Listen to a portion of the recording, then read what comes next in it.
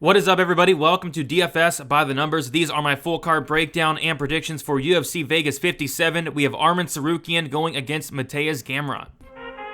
I need all the wins, yeah. Harder than all of this. You better move, you might get knocked out. Knocked out. You better move, you might get knocked out. Knocked out. You better move, you might get knocked out. And we're back for another full card breakdown and prediction video this week, breaking down, I think, a very underrated card. We have a 12-fight card, and yeah, I like a lot of the matchups on this card. I think it's going to be a fun one. I think there's going to be some violence as well. Always looking forward to that. Before we get started, if you guys can, please leave a like on the video. It does go a long way. Also, subscribe to the channel if you have not already, so not miss out on all the content throughout the week. Getting back from Texas, so getting this out a day later. I'm actually kind of glad I'm getting this out on a Tuesday. Thought it'd be kind of later, but was able to catch up on everything, do all the tape, and ready to go there. The card was awesome, being there live in person, not only getting to see 9 finishes. I think there was like 12 knockdowns, but having a very good night as well. We saw the Haas go out there and get the finish. We saw Kevin Holland get the finish. We saw Buckley go out there and get the finish, and Cody Stamen get that knockout. My night really came down to that Buckley and Derive finishing, and it did with that stoppage at the end of the second round. So very good night, and it made it a 6-event winning streak. And I'm hoping to make it 7. I really am. I think that'd be sweet. And this card, I don't think it's like the best card from a betting perspective, but there are a few spots that stick out. I think I have 3 bets already, a couple plus money spots that stick out. So definitely looking forward to hopefully winning some more money here. So if you guys have not already, be sure to sign up on dfsbythenumbers.com. I do a ton of work behind the scenes. I do a few articles. My full card article and best bet article is probably the biggest one. It's like 15 pages and has a ton of information, has my confidence ratings, has my best bet, has the full card breakdown as well in it. So just lots of stuff in there. Be sure to check that out.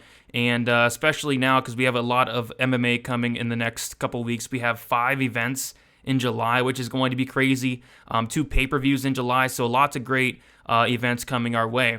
Other than that, make sure you follow me on Twitter, DFS_numbers, Instagram, DFS by the numbers.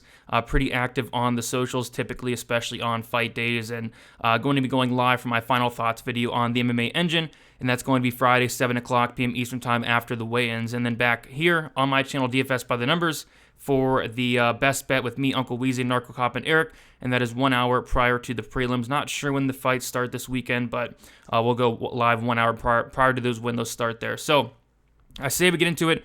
12 fights to break down, and I say we start with the very first fight of the night. We have Jin Yu Fry going against Vanessa Demopoulos.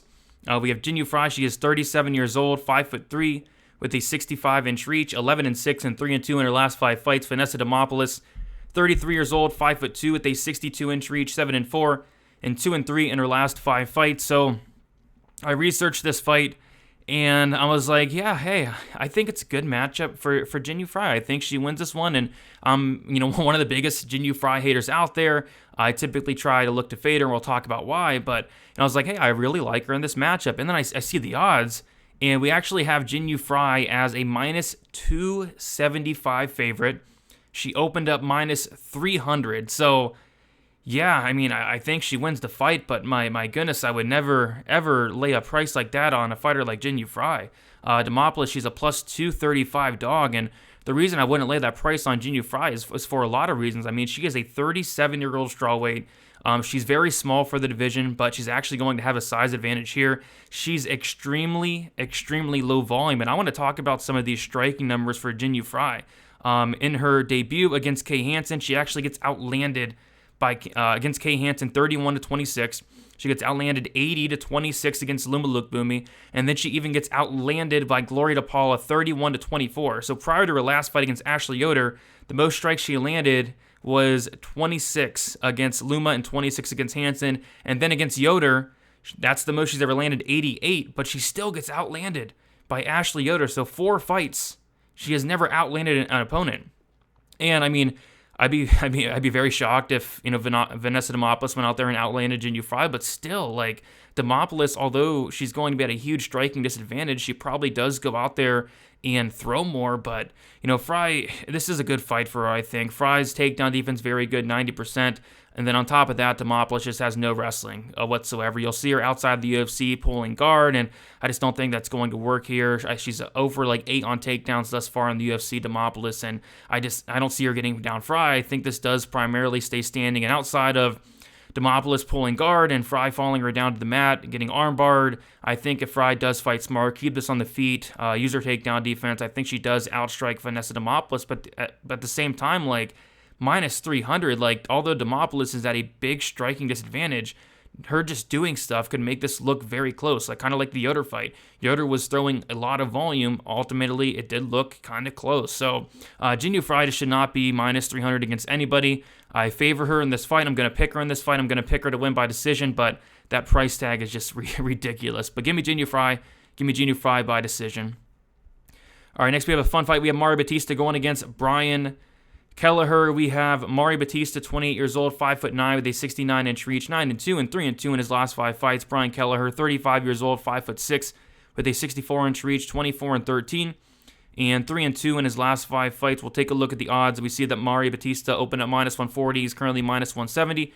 Brian Kelleher opened up plus 120, and he is currently plus 145. So, yeah, I think this is a pretty straightforward fight to break down. I mean, I'm a big fan of Kelleher. I like his style, but he is getting up there. He's now 35 years old at a bantamweight. Bautista is going to be the younger fighter here, and not only the younger fighter by 7 years, he's also going to be much bigger. Bautista is going to have a 3-inch height advantage and also a 5-inch reach advantage as well, which is going to be pretty significant. And on the feet, I favor Mario Bautista pretty heavily. Very impressed with what I saw in terms of the striking from Mario Bautista. I think he will have that striking advantage. Kelleher is going to try to take this down to the mat, but I don't know. Bautista has some pretty underrated grappling. I was really impressed with the grappling of Mario Bautista. He actually has a decent amount of submissions on his record. He has the same amount of submissions than he does knockouts, which is interesting because Kelleher has been submitted 7 times in his career. So, not saying Bautista is going to submit Kelleher here, but I think that could, be on the table. I just struggle to see Kelleher going out there and, taking down and holding down a much bigger Mario Bautista, who I think his takedown defense is good. I think his ground game's underrated. I think this fight does primarily play out on the feet, and at that point, I do think Mario Bautista is going to win this fight. I'll say he wins it by decision. Kelleher only been knocked out once in 37 fights. I think if there is a finish on the Bautista side, honestly, it's by sub. Believe it or not, but I'll say Bautista wins this one. I say he wins it by decision. I think size is a factor, youth is a factor, and I think he's the better striker here. So Bautista by decision. All right, this fight is going to be an absolute banger. I'm looking forward to this one. We have Cody Durden going against JP Bae. We have Bae, 26 years old, 5'5", with a 67-inch reach, 9-4 and 3-2 in his last 5 fights. Cody Durden, 31 years old, 5'7", with a 67-inch reach, 12-4 and 1 and 2-2 and 1. In his last 5 fights. So we'll take a look at the odds here. Pretty closely lined fight. We have JP Bae opening up as a dog, plus 125. He's now the favorite, minus 120. Durden opening up minus 145. He's currently a plus 100. Slight dog there. So, yeah, this fight's going to be fun. Both of these guys are absolute finishers. JP Bae's 100% finish rate. Cody Durden, 84% finish rate. Both guys go after it and go after it very early on. Both guys have been finished a ton. Cody Durden finished in 3 of his 4 losses, and same thing with JP Bae's, finished in 3 of his 4 losses as well. So I think this is going to be a fun fight. I think it's going to be a violent fight. As far as picking a winner, though, I'm not impressed with either guy whatsoever, but I guess I'm more impressed with Cody Durden, I guess. I think Cody Durden is going to be the more well-rounded fighter here. I think he's going to have the striking advantage. And not saying Cody Durden's striking is great. It's serviceable, and I do like his striking. I like his power, and I don't like the chin of JP Bae. I don't like the durability. I don't like how hittable he is. He has a 42% striking defense thus far in the UFC. So I think on the feet, it could be competitive, but I think Durden's going to have multiple opportunities to really hurt this guy. I mean, JP Bae has been knocked down 7 or 8 times thus far in his UFC run, which is nuts. And I know it's against, much better guys, but Durden does throw with some power in his own right. So on the feet, I do favor Durden there for that aspect, for that reason. And then as far as the mat on the ground goes, that's where I'd give JP Bae the grappling advantage. I feel like early on, JP Bae is going to have an opportunity to submit Cody Durden. Durden has been submitted 3 times in 3 of his 4 losses, and Bae is a very good grappler. He's finished 56% of his wins by submission. It's just, I really have concerns about what happens if this fight does get out of the first round, and maybe it does, maybe it doesn't, but if it does, I do actually favor Cody Durden, and that's kind of nuts to say because Cody Durden's a guy that I really don't like his cardio as well. I think he slows down as the fight goes on, but I've seen Bae really slow down to the point where it looks like he's just tired. I've seen him give up in fights as well. There was a fight where he actually honestly should have another finish loss, but it actually turned it to a win. He was on his way to getting TKO'd. The guy was on top of him, pounding away, and then he hit the back of JP Bae's head, and Bae actually ended up getting a disqualification win. I thought he was on his way to getting finished in that fight in that second round. He looked exhausted. So both guys have terrible cardio, but I think Durden does have the better cardio. Durden has won a decision before. I like that, and I think Durden's going to knock this guy out. So I think Bae is very alive early on, especially if this fight does hit the mat, and I feel like it does.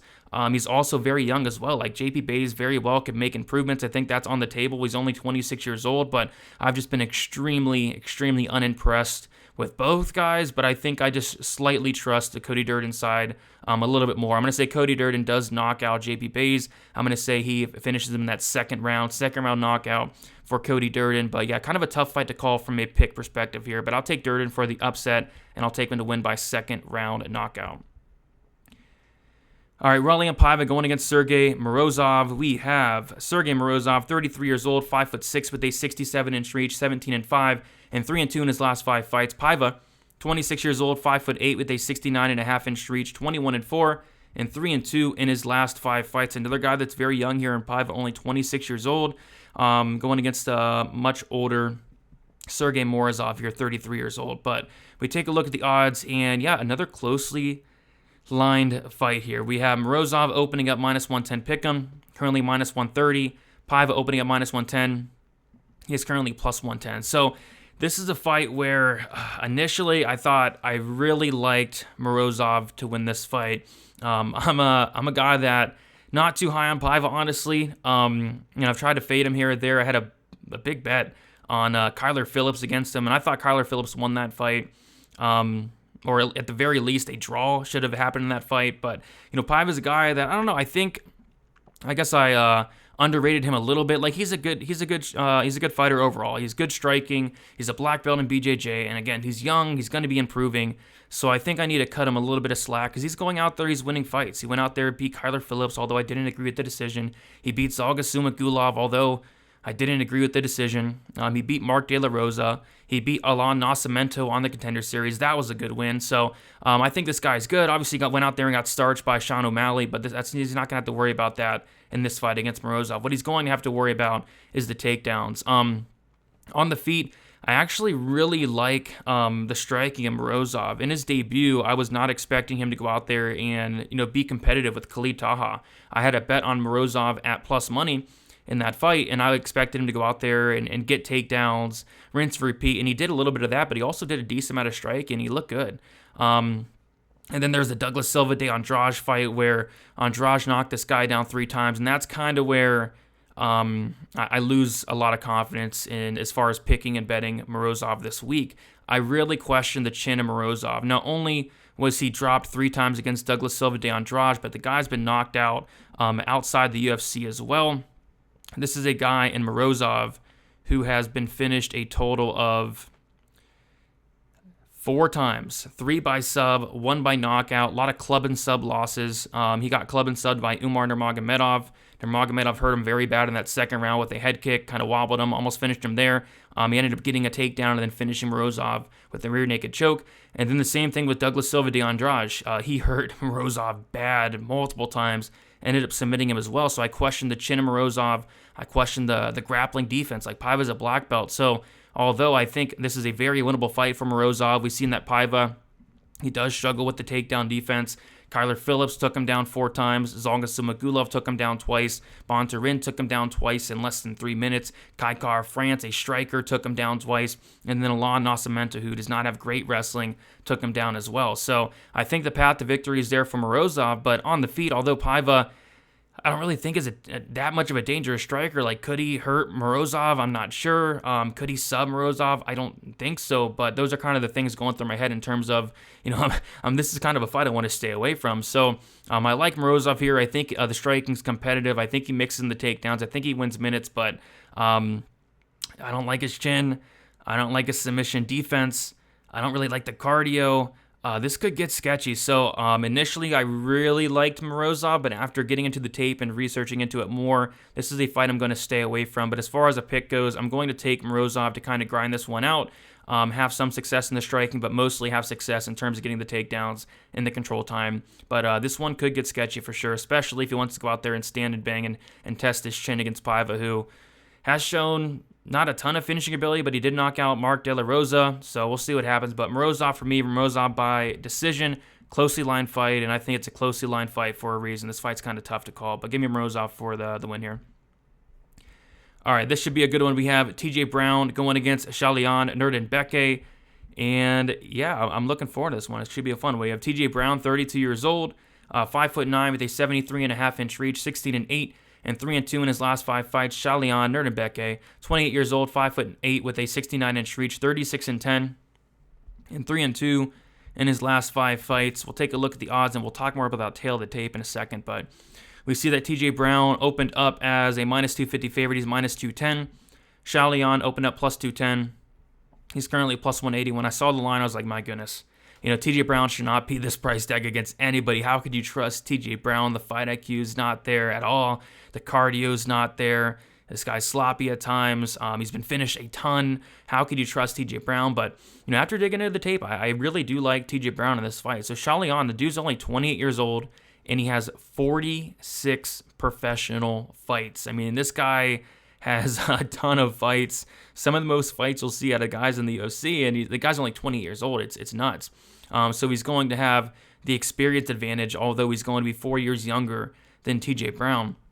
I do want to take a look at some of these finish numbers here. They're crazy on both sides. TJ Brown, an 81% finish rate, 56% by submission. Nuerdanbieke, a 76% finish rate. And then the finish losses is something to take note of as well. TJ Brown finished in 6 of 8 losses, 3 by knockout, 3 by submission. And then Nuerdanbieke has been finished in 8 of 10 losses, 6 coming by submission. I think that's very important because TJ Brown's a very good grappler. He is absolutely a very good grappler. I believe he's either a brown belt or black belt, but he's training out at Glory Man Fitness with James Krause. As far as I'm concerned, I saw he was doing some work with Bryce Mitchell as well. This guy's good. This guy has a ton of talent. Coming into the UFC, I was pretty high on TJ Brown. I really was. I actually thought he would go out there and have a lot of success against Danny Chavez. I thought he'd go out there and mix in takedowns and maybe even submit Danny Chavez. I thought this guy was good, and then he went out there against Danny Chavez and just showed horrible fight IQ.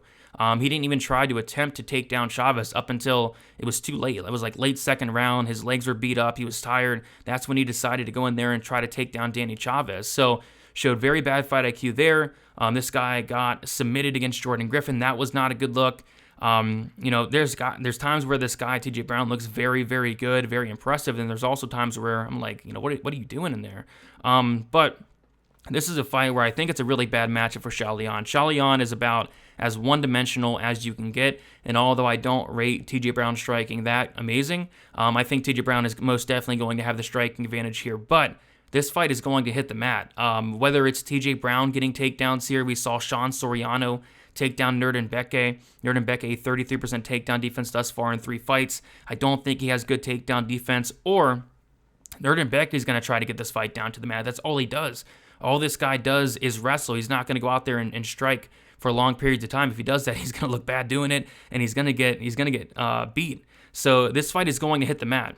And the reason I like TJ Brown in this fight so much is because this fight's going to hit the mat one way or another. Whether it's TJ Brown getting on top or whether it's Nuerdanbieke getting on top, I think TJ Brown's going to sub this guy. Like, Nuerdanbieke, I don't rate his grappling that good. He's went out there and submitted some low-level guys, but the dude's been submitted 6 times by extremely, about as questionable as opponents as you can get. Even Kulabau almost got him out of there with a sub in that 3rd round. I think TJ Brown subs this guy and does it probably early on. TJ Brown was very, very close to submitting Charles Rosa in his last fight. He had Charles Rosa in some extremely deep submissions that only a guy like Charles Rosa can get out of. Charles Rosa is almost impossible to submit. We know that. I think if TJ Brown gets Nuerdanbieke in those same positions, like, he's going out. I think Brown can submit him off his back. I think Brown can submit him on top. He has a very good arm triangle. I like Brown here quite a bit, but at the same time, you can't trust TJ Brown at this price tag. The fight IQ is very bad. The cardio is not great. But I think he wins the fight. I really do. I think he submits Shayilan Nuerdanbieke. I'll say he submits him in the very first round. If this fight does get extended, it could get interesting. But I'll say TJ Brown, first round submission. I'll say he takes down Shayilan and submits him fairly easy there. So yeah, I really like this matchup for TJ Brown. And I think he does give Shayilan his actual 7th submission loss. And then, yeah, should be a fun fight though there. But give me TJ Brown. Give me TJ Brown by first round sub. All right, couple more. I think one more prelim. We have Tafon and Nchukwi going against Carlos Ulberg. We have Ulberg, 31 years old, 6'4", with a 77-inch reach, 4-1, and then 4-1 in his only 5 fights. Tafon and Nchukwi, this guy's 27 years old, 6 foot with a 77-inch reach, 6-2, and 3-2 in his last 5 fights. Let us take a look at the odds, and we have, there we go. We have Carlos Ulberg open up -140. He's now -117. Tafon and Nchukwi open up +120. He is now -103. So very closely lined fight here. And yeah, I kind of think the line is a little off here. I feel like the line should probably be flipped because I feel like Tafon is the more complete mixed martial artist here, and both guys have backgrounds outside of MMA. Ulberg, very good kickboxer, and you can see it. This guy is no joke on the feet, and actually do favor Carlos Ulberg on the feet. I think he's going to have the speed advantage. I love the volume, really, of both guys, but in terms of MMA here, I feel like Tafon can make this an MMA fight. I feel like he can mix in some cage control. I feel like he can mix in some takedowns, and I feel like he has a very good chance to win this fight if he does come in here with a good game plan, and I do think he does come here with a good game plan. Carlos Ulberg, he's defended, I think, maybe 1 takedown, probably 0. I'm not sure. I don't think, weirdly enough, I'm going to double check, but I don't think that, what's-his-face, went in there and tried to take him down. Let me see. Carlos Ulberg, Fabio Charant attempted, 0 takedowns, which was weird, and that fight was weird in general. Fabio Charant literally landed 13 strikes in 15 minutes. Shame on you, Fabio Charant, for that performance. He only attempted 41 strikes in 15 minutes. So yeah, shame on you, Fabio Charant, for that performance, but Ulberg did what he needed to do. The Kennedy fight, he looked good, I guess, early on. He really beat up Kennedy, almost finished him, but he also showed some very bad striking defense. Like, Ulberg's very hittable. And again, like, his takedown defense has not been tested at all. His ground game has not been tested at all. What happens if Tafon throws him down, which I think he can. Tafon is very strong, and we saw him go out there and take down Mike Rodriguez multiple times. We saw him take down Jung Young Park once, and then we saw him even reverse William Knight outside the UFC and get him down, a strong guy like William Knight. So yeah, I think that he can definitely take down Ulberg here, and I guess my question is, how is Ulberg off his back? And there's literally no footage of that. And, maybe he's good off his back. I'm not really expecting him to be, or maybe he doesn't have an answer for that as well, which I'm kind of leaning more towards that way. So, yeah, I think Tafon has more paths to victory here. I think on the feet, I do slightly favor Ulberg, but I really like the cardio of Tafon. This guy's jacked, and he's a guy that not only is he extremely muscular, but he has great cardio as well, great volume. I think he has the cardio advantage here. I think the cage control's in play, and then the takedowns are in play. If Tafon goes out here and strikes with Ulberg for 15 minutes, yeah, he probably loses. But again, this is not a kickboxing fight. This is an MMA fight. I think he makes it that way, and I think he takes down Ulberg and ultimately grinds out a decision here. I'm going to say Tafon and Nchukwi wins. I'm going to say Tafon and Nchukwi wins by decision. Good fight there. All right, we'll keep moving on. We have the People's main event, and it's actually going to be the opener on the main card. I see people very passionate on either side here. I feel like it's the fight of the week where we have 50% of people on this side, we have 50% of people on this side, kind of like the the Guram fight last week. We had 50% of people on Guram, 50% of people on Ismagulov. I feel like it's this fight here. I feel like people are going to be very passionate on their side here. This is such a good fight. We have Chris Curtis. He's 34 years old, 5'10", with a 75-inch reach, 28-8, and 5-0 in his last 5 fights. Rodolfo Vieira, 32 years old, 6 foot with a 73-inch reach, 8-1 and 4-1 his last 5 fights. If you guys have been watching me for a while now, you guys will know that Rodolfo Vieira is dead to me after the Fluffy Hernandez performance there, where I really liked Vieira, and I forget what it was on one of my live streams. I was like, man, Vieira's not going to get submitted by Fluffy Hernandez. I forget what else I said, but he went out there and got submitted by Fluffy Hernandez. But we take a look at the odds here. Chris Curtis opened at -180, he's now -135. Vieira opened at +115 or 155, he's now +115. And pre-tape, looking at it here, I thought I like Chris Curtis. And after getting into it, I have some really big concerns about Chris Curtis in this fight, and then on top of that, being a favorite as well. Went and watched some tape on Chris Curtis, and to find out how good or bad Chris Curtis's takedown defense / ground game is, you actually have to go outside of the UFC to watch that. You can't look at the Brendan Allen fight, because Brendan Allen, for whatever reason, refused to try to take down Chris Curtis. Phil Hawes, phenomenal wrestler, he refused to take down Chris Curtis. So you have to actually go outside of those 2 fights, which those fights would have been great to look at if they would have fought to a good game plan and tried to take down Chris Curtis. But they didn't, especially Brendan Allen. Like, Brendan Allen, what are you doing? That made absolutely no sense. And speaking of that, you take a look at what the odds were for that Chris Curtis fight against Brendan Allen. Brendan Allen closed -305. Phil Hawes closed -280. They were big favorites. And they were big favorites because people thought they were going to go out there and they were going to get the fight down to the mat. And neither guy really did that. I'd be shocked.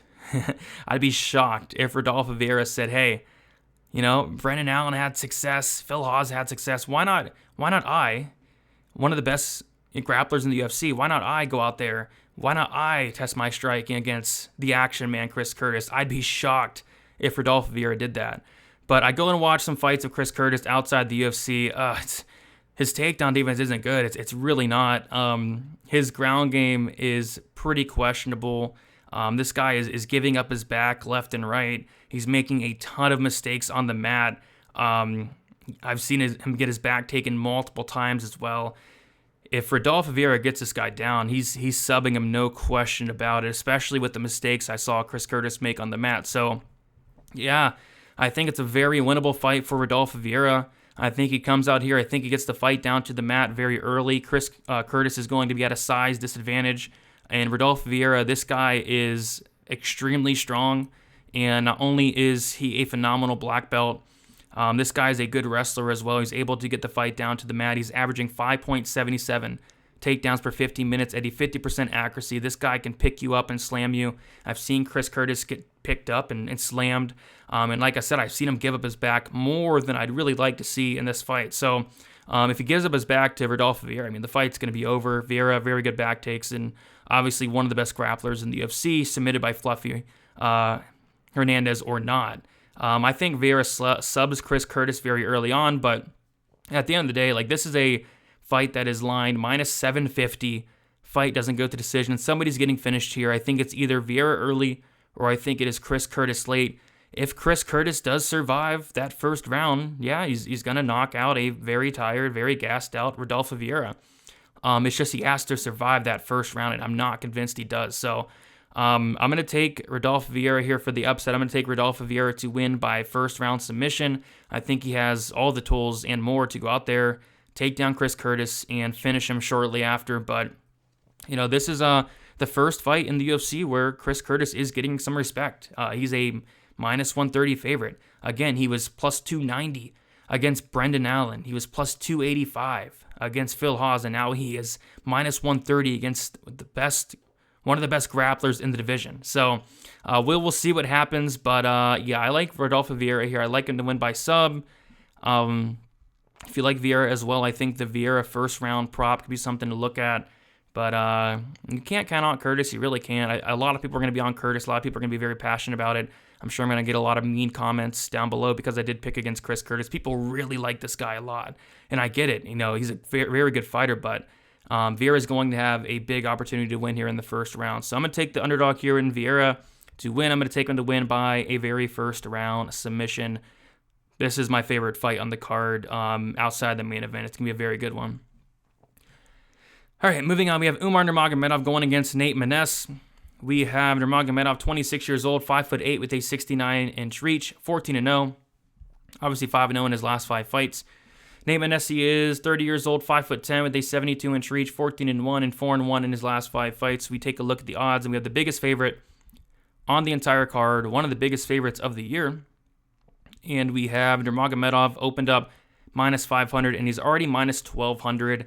And this is being recorded on a Tuesday. So I do think that continues to get wider. Nothing but money coming in on Nurmagomedov. Nothing but parlay pieces and all that good stuff coming in on Nurmagomedov here. Nate Maness opened up plus 375. And he's currently plus 650. So, should Umar Nurmagomedov be minus 1,200? Probably not. But, he should go out there and win this fight. Nate Maness is a guy that I've been extremely low on. The guy keeps burning me time after time.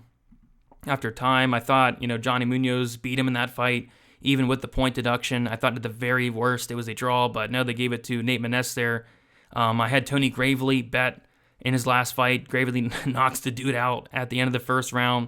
Maness somehow recovers. I thought they wouldn't even let him start that second round, but he did. He went out there and he knocked out Tony Gravely in that second.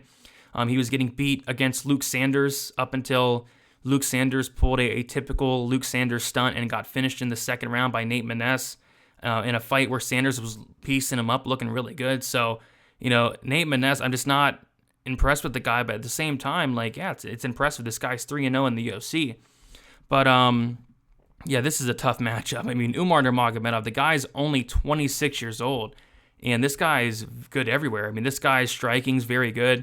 His kicks especially. He has a very good question mark kick. Very fast kick as well. A lot of people just don't see it coming, including, guys like Sergey Morozov. He got caught with it a couple times, but one time it really hurt Sergey Morozov. And then he almost finished him, and then he took him down, and then he finished him. And then he took down Brian Kelleher in his last fight and finished him as well. Umar Nurmagomedov, his wrestling is relentless. Very good timing on his takedowns. His wrestling against the cage is very good as well. He'll do a lot to try to get you down. And once he does get you down, this guy's grappling is next level. He had to have taken Morozov's back like 5 or 6 times in that fight, and then finally finished him in that second round. Took Kelleher's back, and as soon as he took his back, he sunk in that rear naked choke. This guy's grappling is no joke whatsoever. We saw Maness struggle a bit against Johnny Munoz and his grappling.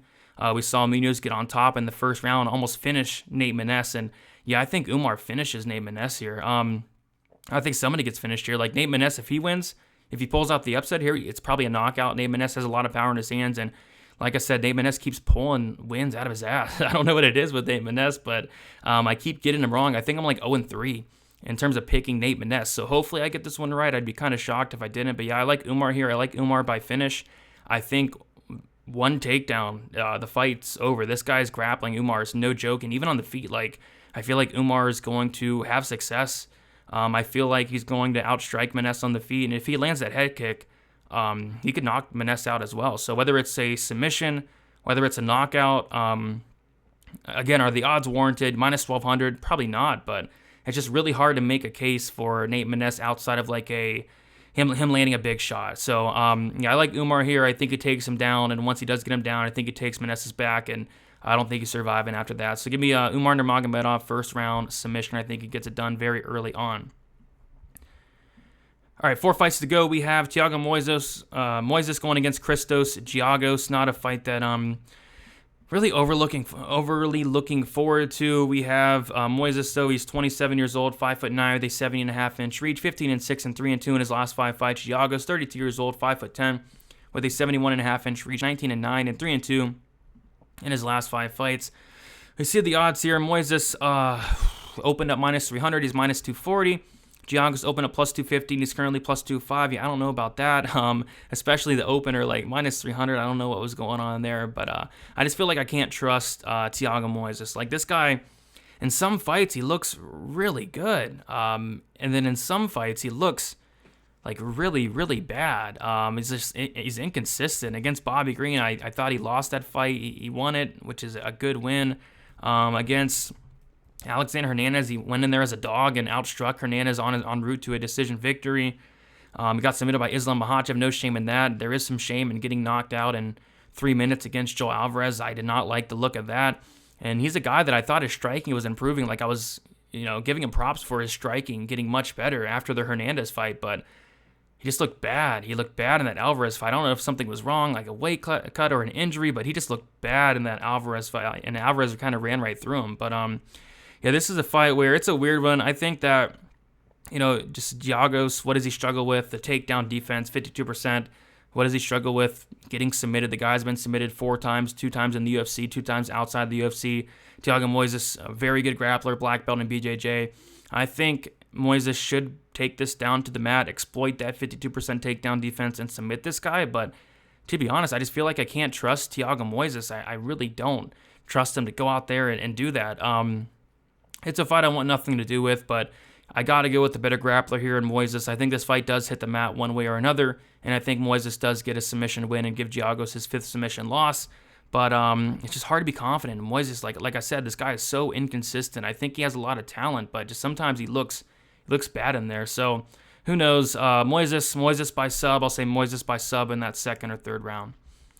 All right, next we have the actual people's main event. It doesn't get much higher level than this. We have some high-level fighters on this card. We have guys like Umar Nurmagomedov, undefeated. We have guys like Arman Tsarukyan. We have guys like Mateusz Gamrot. We have guys like Shavkat, Rakhmonov, who we'll talk about. And then we have guys like Josh Perisian, who is up there with those guys. I mean, both guys, some high-level heavyweights, and it's on the main card, and we get a very good treat here to watch. We have Baudot, 34 years old, 6'3", with a 73 or 79-inch reach, 8-3 and 2-3 in his last 5 fights. Josh Perisian, 32 years old, 6'4", with a 79-inch reach, 14-5 and 3-2 in his last 5 fights. Let's take a look at the odds here. I feel like nobody should be favored, and yeah, it's about a pick 'em here. Baudot opened up minus 115. He's currently minus 115, and Perisian opened up minus 105. He's currently minus 105 here. Yeah, I don't know. They're both not great, obviously. I can't believe this is a UFC fight. But I guess, after watching tape on this fight, which, by the way, like this, being a content creator is not easy because you have to go in there and research fights like this. But I did it, and after getting it out of the tape, like, I was more impressed with Baudot. Like, I was very unimpressed with Perisian. I was like, oh my goodness, like, what am I watching? Like, this guy is getting tired in the first couple minutes. He's showing a 42% strike and defense. Like, he's sloppy. He doesn't look great at all. And at least with Baudot, I came away thinking, like, this guy's better than I thought. This guy's better than I thought he was. I did label Baudot the worst heavyweight in the UFC prior to the Parker Porter fight. But now I think I'm going to give that honor to Josh Perisian, man. I mean, it was bad. I mean, it was not a good look. Josh Perisian, in any of his fights, like, he's looked horrible thus far in the UFC, and I just don't see that changing here. And he has some power. He has these spinning attacks that don't often work that much. I know he knocked out somebody on the Contender Series with one, but yeah, I don't know. The Parker Porter fight looked horrendous against Rick Martinez. A lot of people thought he lost that fight. That was bad. And then just getting dominated by Dontel Mays, getting finished by Dontel Mays was a bad look. But with Baudot, at the very least with him, like, a lot of people thought, including me, Parker Porter would go out there and starch this guy, take him down, finish this guy, whether it's submission, ground and pound, just finish this guy. And that wasn't the case. Baudot was very competitive, and Baudot almost won that fight. He really almost won that fight. I think it was like 1-1 going to the 3rd. Baudot was actually winning that 3rd round. And then he started celebrating. He was like pointing. He was smiling. And then like a couple seconds later, Parker Porter did take him down to seal the win. But he was on his way to kind of winning that fight out of nowhere. And even the Nascimento fight, like against Nascimento, he was close to finishing Nascimento in the first round. And then he kind of slowed down, but he looked good early on. So I was just more impressed with Alain Baudot. But yeah, this is the 1-800-GAMBLER fight of the week. Last week, I think the 1-800-GAMBLER fight was, I think, either the Jasmine Jazz Delicious fight or the Gloria de Paula fight. Probably should have been both of them, but this is, most definitely the 1-800-GAMBLER fight of the week. Nobody should be betting on this fight. Nobody should have any confidence on this fight, but I'm going to take Baudot just because I was more impressed with them, but because when I watched Josh Parisian, I almost puked a little bit. So you give me Baudot.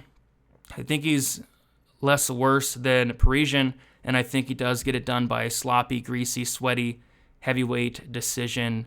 But yeah, weird fight, and it's on the main card, so interesting. But what is very interesting is this co-main event. Like, I'm looking forward to this one a ton. I'm looking forward to the return of undefeated Shavkat Rakhmonov. We have Rakhmonov, 27 years old, 6'1", with a 77-inch reach, 15-0.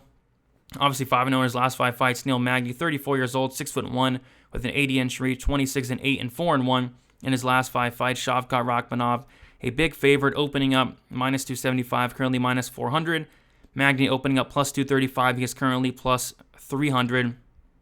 And yeah, I like Rakhmonov here quite a bit. I mean, this guy is very dangerous. 15 wins, all 15 of those wins coming by finish. 14 out of 15, I believe, coming in that third round. Like, this guy is dangerous, and we see that he's dangerous. He has a ton of power in his kicks, a ton of power in his hands.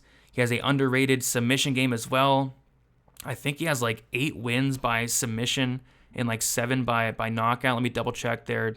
It's like half and half. It's 8 wins by knockout and 7 wins by submission. So well-rounded, very dangerous anywhere the fight goes. I feel like Magny is in trouble here. I don't like the chin of Magny. This guy's been dropped a ton in the UFC. This guy's been finished a ton in his career. He's been finished 6 times, and 5 of those finishes come in the UFC. He's the much more dangerous finisher, Rakhmonov. Rakhmonov 100% finish rate, and Magny a 39% finish rate.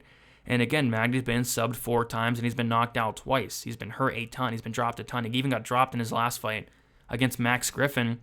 And if you get dropped by Max Griffin, I mean, I thought Max Griffin could have went for the finish there, but if Rakhmonov drops Magny, he's going to finish him. Rakhmonov's ground and pound's no joke. Like, he hurt Carlton Maness and couple ground and pound shots, and he was out cold on the mat. Like, his ground and pound's no joke. So I just really struggle to kind of see where Magny wins this fight outside of, like, his path to victory is holding Rakhmonov against the cage. We saw that, Carlton Maness was able to, not Carlton Maness, what am I talking? Carlton Harris. Carlton Maness is not doing anything to Shavkat. Carlton Harris was able to hold Rakhmonov against the cage for a little bit. We saw in his debut, Oliveira was able to hold him against the cage a little bit. And even outside the UFC, he's getting held against the cage a little bit. I think that's the one path for Magny is, like, that's where he's going to have success, holding Rakhmonov against the cage. But as we've been seeing in the last couple weeks, the judges are just not scoring that at all. So even if Magny does get a couple minutes of control time against the cage, Rakhmonov lands a hard shot, I mean, they're going to give the round to Rakhmonov. So, but I don't even think this fight goes to decision. I think Rakhmonov kind of runs through Magny here. It's a step up. It really is. But I think he's very dangerous. I think he hurts Magny bad. And I think he finished him in the very first round. And I think he does it by knockout. So give me Shavkat Rakhmonov. I think this guy's the real deal. I love this step up. I think he passes this test. And I think he continues to move up and fight, even better guys after this. So give me Rakhmonov to win. Give me Rakhmonov to win by a very first round knockout. All right, next we have the main event here, and do want to remind you guys that me and Uncle Weezy went live on the MMA Engine channel on Monday doing the main event deep dive. I suggest you guys go watch that. We went into the fight from a betting perspective, and also we went very deep into the stats and also talked about the stats a little bit without the Islam fight, which was huge. I was very, very cool to see what were Arman's stats without that Islam fight, and this guy is so dominant. Both guys are. Both of these guys are very good. It's a very well-matched main event, and I cannot wait for it here. We have Arman Tsarukyan. The guy's only 25. He's 5'7" with a 72.5-inch reach, 18-2 and 5-0 in his last 5 fights. Mateusz Gamrot, 31 years old, 5'10", with a 70.5-inch reach, 20-1 and 4-1 in his last 5 fights. At first, I was kind of struggling as far as who do I like in this fight, but after getting into it, I actually have a a decently strong lean in one way.